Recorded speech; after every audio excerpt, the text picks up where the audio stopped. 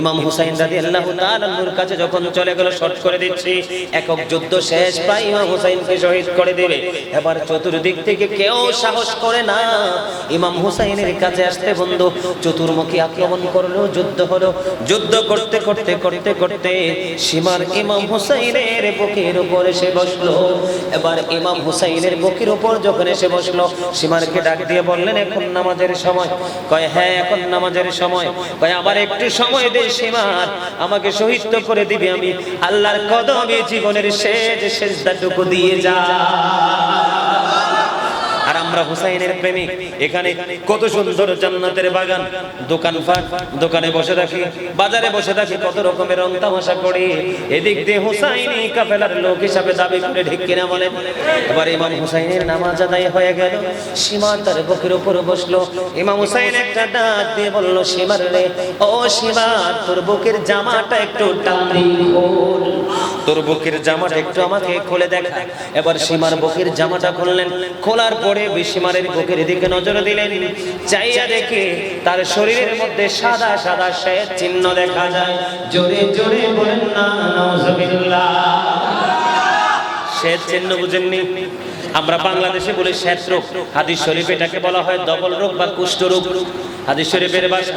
এবার ইমাম হুসাইন ডেকে বললে, রে সীমন, তোরই তো সেই বদকিসমত, তুই তো সেই কপাল পোড়া রে, আমার নানা তথ্য দিয়ে গেছে রে, সাদা চিহ্নের কুকুর আমার বাগান হরণ করে নিয়ে যাবে, তুই সেই কপাল পোড়া।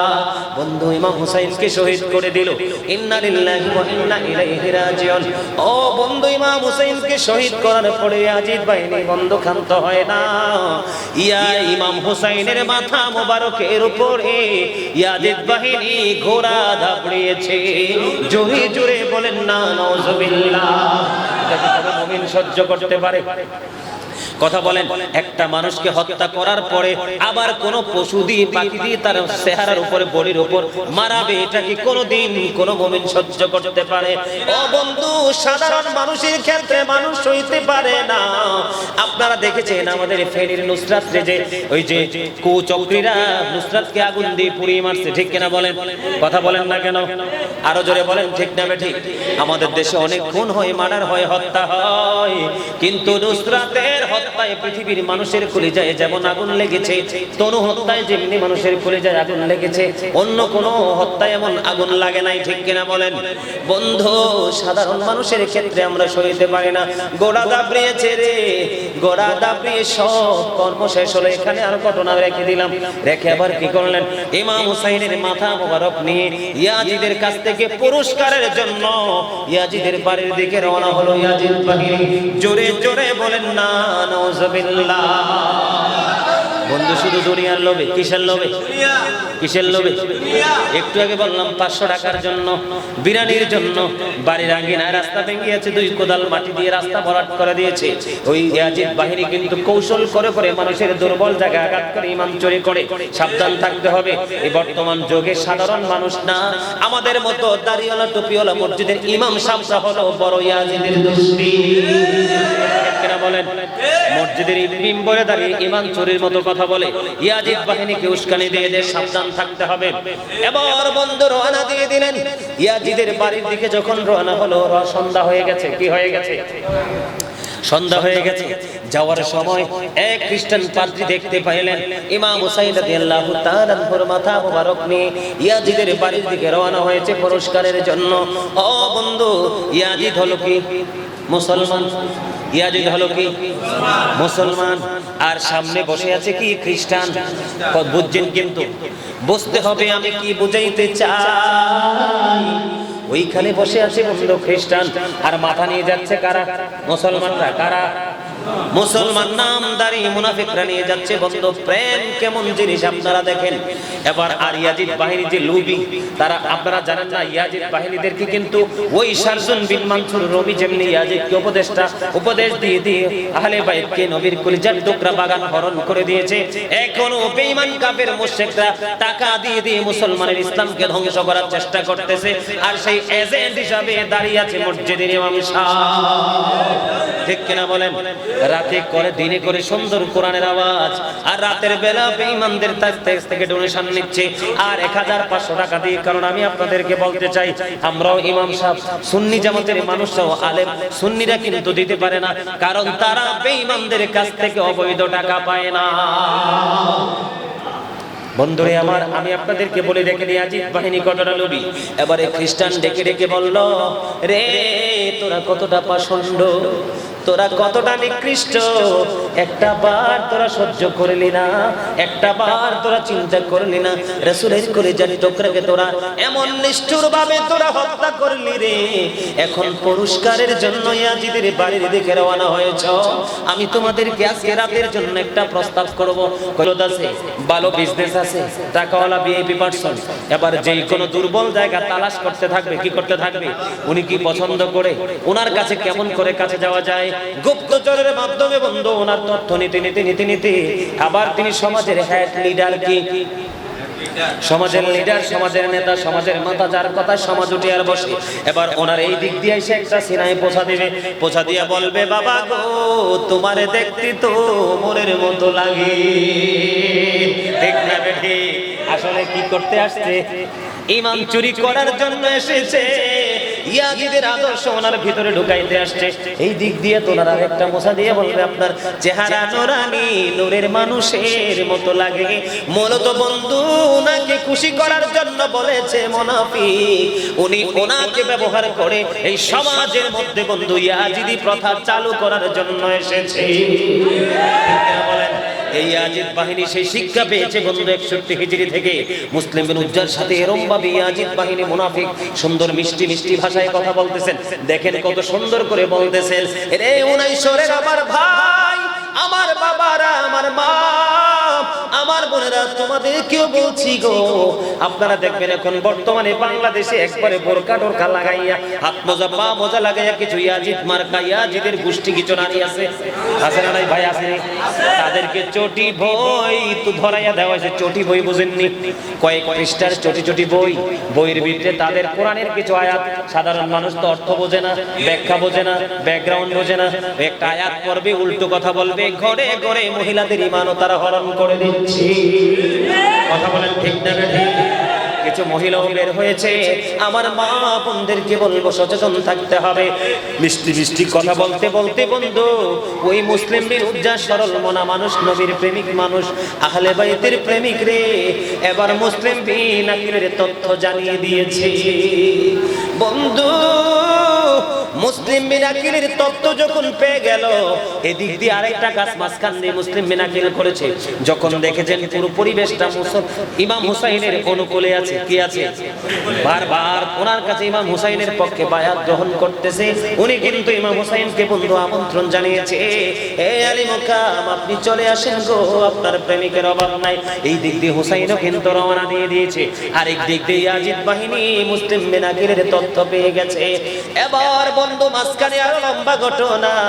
ইয়াজিদ বাহিনী কি করলেন? ইবনে জিয়াদের নেতৃত্বে বন্ধু মুসলিম বিন আকিলকে ধরে ইবনে জিয়াদের বাড়ি পর্যন্ত নিয়ে গেল।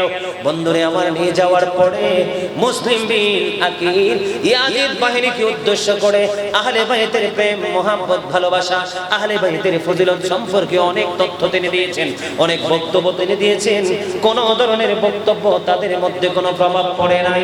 জোরে জোরে জোরে নাউজুবিল্লাহ। এবার কি করলেন? এবার কি করলেন বন্ধু?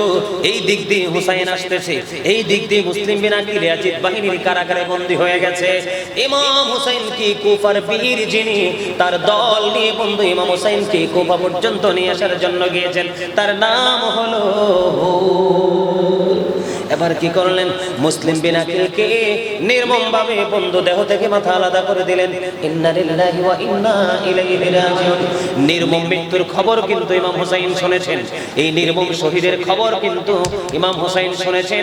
তারপরেও সত্য মিথ্যার লড়াই উম্মতের জন্য শিক্ষা, নানার উম্মতেরকে জান্নাতের পয়গাম দিবে, সুখের রাস্তা দেখিয়ে দিবে, সেই জন্য তিনি কিন্তু বন্ধু পিছপা হয় নাই, কুবা পর্যন্ত চলে এসেছে। মুহররমের 10 তারিখ বন্ধু এসে গেছে। এদিক দিয়ে জয়নব ডেকে ডেকে বলতেছেন, জয়নব রাদিয়াল্লাহু তাআলা আনহা, ভাইজান আমাদের চতুর্দিকে শত্রু ঘেরাও করে ফেলেছে। ও ভাইজান আপনি মোকাবেলা কেমন করে করবেন গো, কি প্রস্তুতি নিয়েছেন? এবার হুসাইন ডেকে ডেকে বলে, বোন রে আমার প্রস্তুতিটা হলো এমন, আমি এই মুহূর্তে আমার নানাকে দেখেছি। আমি কি দেখেছি? এই মুহূর্তে আমার নানাকে দেখেছি। আমার নানার সাথে আমার আলাপ আলোচনা হয়েছে। আমার নানা বলেছে, ও আমার কলিজার টুকরা, কিছুক্ষণের মধ্যেই তোমার সাথে আমার দেখা হচ্ছে। তখন কিন্তু জয়নব রাদিয়াল্লাহু তাআলা আনহা তিনি বুঝতে পেরেছেন আমার ভাইয়ের বিদায়ের সময় হয়ে গেছে। বন্ধুরে আমার, মুনাফিকরা ইমাম হুসাইনের পিছনে ইয়াজিদ বাহিনী নামাজও পড়েছে, ঠিক কিনা বলেন? বন্ধু, মুনাফিকদের চরিত্র এতটা খারাপ চরিত্র আপনারা কল্পনা করতে পারবেন না। এবার যুদ্ধের জন্য প্রস্তুতি। আমি কিন্তু লম্বা ঘটনা ছট করেছি, কারণ অনেক সময় হয়ে গেছে, প্রায় 2 ঘন্টা হয়ে গেছে স্টেজে বসেছি। কয় ঘন্টা? মিলাদ করতে হবে, কিয়াম করতে হবে, মোনাজাত দিতে হবে, আগামীকালকে আবার চট্টগ্রাম যেতে হবে প্রোগ্রাম, তার আইসা আবার যাইতে হবে সিলেটে। বিরাম নাই, নবীর মহব্বত। বন্ধুরে আমার, এবার হুর কি করলেন? যিনি কুফার বীর তো বোঝেন, মহাপুরুষ, ক্ষমতার অধিকারী। এবার হুরের অন্তরে বন্ধু হুর আল্লাহর রহমত তার উপরে পড়লো। সে নজর দিয়ে দেখলো একদিকে জান্নাত অবস্থান করতেছে আর একদিকে জাহান্নাম অবস্থান করতেছে। সে মনে মনে চিন্তা করলো, আমি জান্নাতটাই বেছে নিলাম। যিনি পাহারা দিয়ে কুফা পর্যন্ত নিয়ে এসেছে, কি পর্যন্ত? কুফা পর্যন্ত নিয়ে এসে জাহান্নাম হলো ইয়াজিদের দল আর জান্নাত হলো ইমাম হুসাইন রাদিয়াল্লাহু তাআলা ওনার দল। বন্ধুরে আমার, এবার একবারে কারবালার সন্নিকটে এসে, ও বন্ধু, এবার হুর ডেকে ডেকে বলল, ও আলী মুকাম, আমি আপনার কাছ থেকে একটা তথ্য জানতে চাই। কই কি তথ্য জানতে চাও? তুমি তো ইয়াজিদ কুফার বীর, আমাদেরকে পাহারা দিয়ে এই পর্যন্ত নিয়ে এসেছো। কয় আলী মুকাম, আমি আমার দল নিয়ে পাহারা দিয়ে দিয়ে ধ্বংসস্তূপে আপনাদেরকে নিয়ে এসেছি, কিন্তু একটা কথা আমি আপনাকে বলতে চাই, আমি কত বড় অন্যায় করেছি, আমি কত বড় অপরাধ করেছি। এখন যদি আমি আল্লাহর কাছে তওবা করি, আমার তওবা কবুল হবে কিনা? জোরে জোরে বলেন না সুবহানাল্লাহ। বলছে, তুমি সত্যিকার অর্থে যদি তওবা করতে চাও তাহলে তোমার তওবা কবুল হয়ে যাবে। কি হয়ে যাবে? তওবা কবুল হয়ে যাবে। এবার তিনি ওনাকে ইমাম হুসাইন প্রশ্ন করলেন, তোমার নাম কি? কয় আমার নাম হলো হুর। কয় তুমি কি করতে চাও?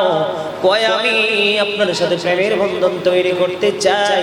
তাহলে তুমি ঘোড়া থেকে নিচে নেমে আসো। এবার হুর ডেকে ডেকে বলে, হে আলী মুকাম, আমি জীবিত আপনার সামনে কোনোদিন যাব না।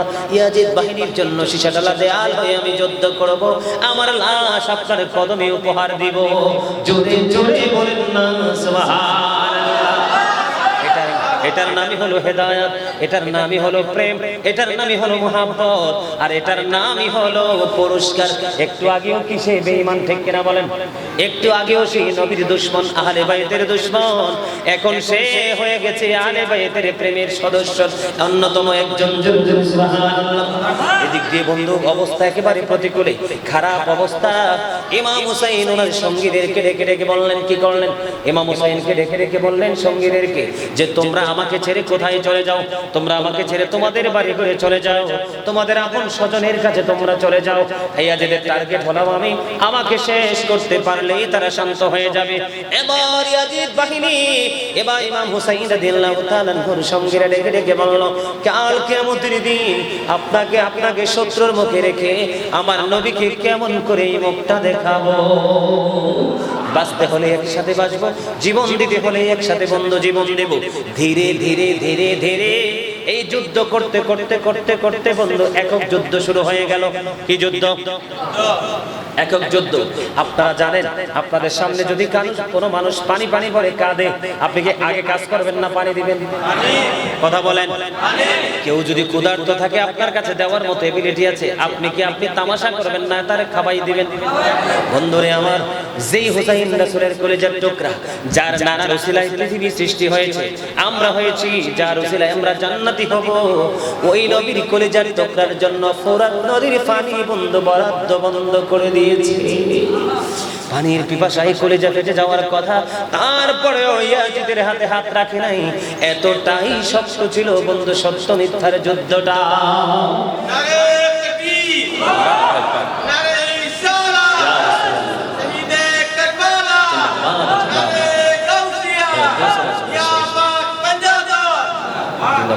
চলে চলে বলেন মারহাবা। এবার একক যুদ্ধের পালা। কিসের পালা? একক যুদ্ধের পালা। সর্বপ্রথম বের হয়ে আসলো হযরত আলী আকবর। বাবার কাছ থেকে অনুমতি নিলেন। অনুমতি নিয়ে বন্ধু যুদ্ধের ময়দানে চলে গেলেন। ইয়াজিদ বাহিনী ও বন্ধু কি করলো? পুরো কারবালার ময়দানে অত্যন্ত রুদ্র ছিল, ধুলাবালি উড়িয়ে দিল, পুরো পরিবেশটাকে অন্ধকার করে দিল। আলী আকবর যুদ্ধ করে করে বন্ধু পেরেশান হয়ে তার বাবার কাছে আসলেন, তার মানে হুসাইন রাদিয়াল্লাহু তাআলা আনহুর কাছে এসে বলতেছেন, বাবা গো একটুখানি পানি দাও না, ইয়াজিদ বাহিনীর উপর আক্রমণ চালাবো। বন্ধু কত দুঃখের খবর, 3 দিন পর্যন্ত ফোরাত নদীর পানি তাদের জন্য বরাদ্দ নাই। পানির পিপাসায় কলিজা ফেটে যায় রে। এবার কি করলেন? বাবার কাছে যখন বললেন, ইমাম হুসাইন ডেকে ডেকে বললেন, বাবা গো আমি তো পিপাসার্ত, আমার কাছে পানি নাই রে, আমি কেমন করে তোমাকে পানি দিব রে? আমার শুষ্ক জিহ্বাটা বের করে দিলাম, চুষে না। কি করলেন? ইমাম হুসাইন রাদিয়াল্লাহু তাআলা আনহুর জিহ্বাটা যখন বের করে দিলেন বন্ধুরে, এবার আলী আকবর বাবার জিহ্বা মোবারক ইচ্ছা মতো চুষে এবার কি করলেন? আবার যুদ্ধের ময়দানে গেলেন। যাওয়ার পরে ইয়াজিদ বাহিনী তাণ্ডবের শিকার হলেন। আলী আকবরের বুকের মধ্যে বন্ধু তীর বিদ্ধ হলো। জোরে জোরে বলেন না নাউজুবিল্লাহ। বন্ধু কুফার মরদে রক্তের বন্যা বয়ে গেল। বাবা বাবা গো আমাকে সাহায্য করো না। ইমাম হুসাইন দৌড়ে চলে আসলো। যাওয়ার পরে বন্ধু বাবাকে ডেকে ডেকে বলছে, বাবা আমার বুক থেকে তুমি তীরটা সরিয়ে নাও, আমার বুক থেকে তুমি তীরটা খুলে নাও, আমি ইয়াজিদ বাহিনীর উপর আক্রমণ চালাবো। কিন্তু আর তো আক্রমণ চালাইবার কোনো সুযোগ নাই। বন্ধু তীরটা যখন বের করা হলো, তীর যখন বিদ্ধ করা হলো, রক্তের বন্যা বয়ে গেল। ইতিমধ্যে আলী আকবর শাহাদাত বরণ করেছে।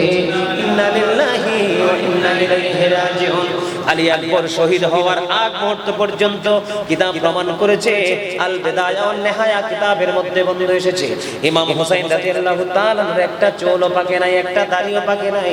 আলী আকবরের পবিত্র বডি যখন কাঁধে উঠালেন, সঙ্গে সঙ্গে সবগুলো চুল দাড়ি পাইকা সাদা হয়ে গেছে। বন্ধুরে আমার এবার তাবুর সামনে নিয়ে রাখলেন। রাখার পরে এবার হাসান রাদিয়াল্লাহু তাআলা আনহুর শাহজাদা কাসেম বের হয়ে আসলো। চাচা গো অনুমতি দাও না, সত্য পথের জন্য বের হয়ে কাসেম রাদিয়াল্লাহু তাআলা আনহু শহীদ হয়ে গেলেন।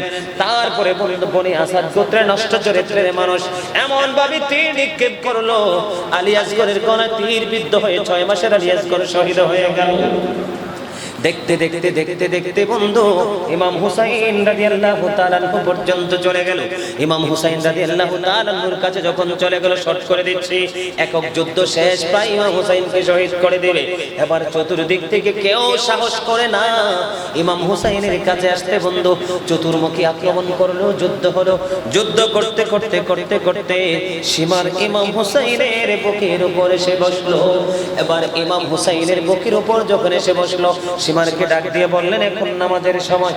কয় হ্যাঁ এখন নামাজের সময়। কয় আবার একটু সময় দে সীমার, আমাকে শহীদ তো করে দিবি, আমি আল্লাহর কদমে জীবনের শেষ সেজদাটুকু দিয়ে যা। আর আমরা হুসাইনের প্রেমিক। এখানে কত সুন্দর জান্নাতের বাগান, দোকানপাট, দোকানে বসে থাকি, বাজারে বসে থাকি, কত রকমের রং তামাশা করি। এদিক দিয়ে হুসাইনি কাফেলার লোক হিসাবে দাবি করে, ঠিক কিনা বলেন? এবার ইমাম হুসাইনের নামাজ আদায় হয়ে গেল। সীমা তার বুকের উপর বসলো।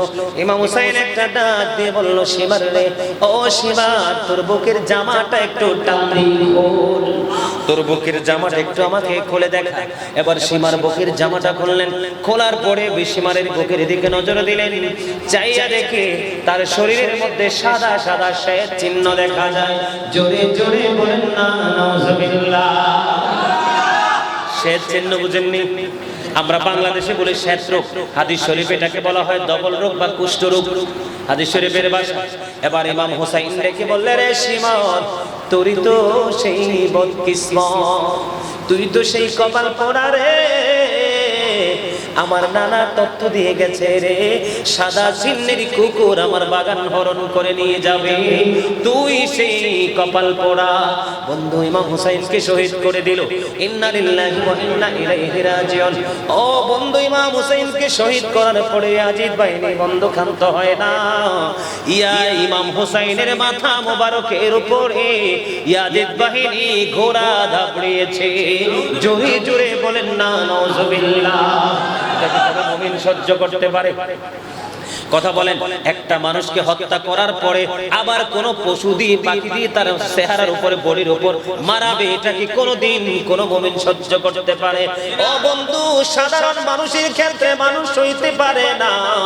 আপনারা দেখেছেন আমাদের ফেনীর নুসরাত যে ওই যে কুচক্রীরা নুসরাতকে আগুন দিয়ে পুড়িয়ে মারছে, ঠিক কিনা বলেন? কথা বলেন না কেন? আরো জোরে বলেন, ঠিক না বেঠিক?